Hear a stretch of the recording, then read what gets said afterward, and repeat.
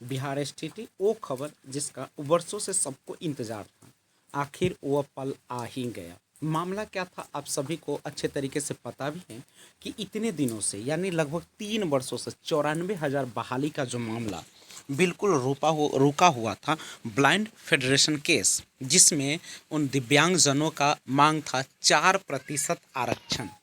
तो वो मामला जो है काफ़ी हद तक सुलझ चुका है।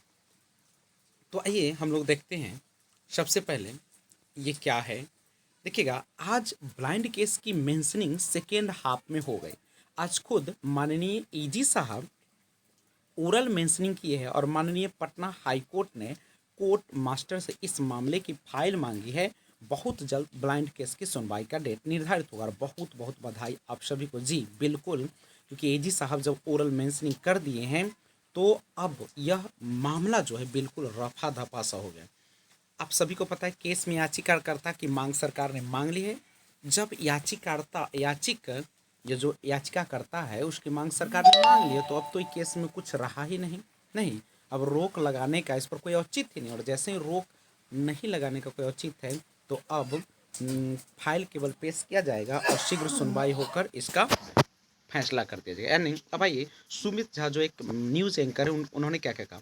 उन्होंने चीफ जस्टिस से कहा कि गत मार्च में ही मामले की सुनवाई निर्धारित थी, लेकिन होली के अवकाश व कोरोना के कारण सुनवाई नहीं हुई है और महाधिवक्ता ने इस मामले पर शीघ्र सुनवाई का अनुरोध किया। एक और मामला है, महाधिवक्ता ने कहा कि याचिकाकर्ता की मांग सरकार ने मांग ली। देखिए ये सबसे बड़ी बात है कि जब महाधिवक्ता ने खुद कहा कि याचिकाकर्ता की मांग सरकार ने मांग ली, इसलिए पूरी बहाली को रोके रखने का कोई औचित्य नहीं रह गया है और इस पर चीफ जस्टिस ने कोर्ट मास्टर को संबंधित फाइल पेश करने का निर्देश दिया और इस मामले पर शीघ्र सुनवाई होने की संभावना है। करीब 1,25,000 माध्यमिक और प्राथमिक शिक्षकों की नियुक्ति पर लगी पटना हाईकोर्ट द्वारा लगाई गई रोक हटने की उम्मीद बढ़ गई और महाधिवक्ता ललित किशोर ने शिक्षा मंत्री के अनुरोध पर एक बार फिर इस मामले के चीफ जस्टिस के समक्ष इस मामले को रखा। और आज यही था न्यूज़ कि आज ब्लाइंड केस की मेंशनिंग सेकेंड हाफ में हो गई और स्पष्ट तौर से महाधिवक्ता ने कह दिया कि जब सरकार ने इस मांग को, जो 4% दिव्यांगजनों का मांग था आरक्षण का, वह मान ली है तो अब केवल फाइल पेश किया जाएगा और सारा मामला सुलझेगा और इसके तुरंत बाद 94,000 बहाली और 6 चरण और उसके बाद 7 चरण और सभी की बहाली हो जाएगा। तो अब तैयार हो जाइए, अपना सर्टिफिकेट हर चीज़ तैयार कर लीजिए बहुत जल्द।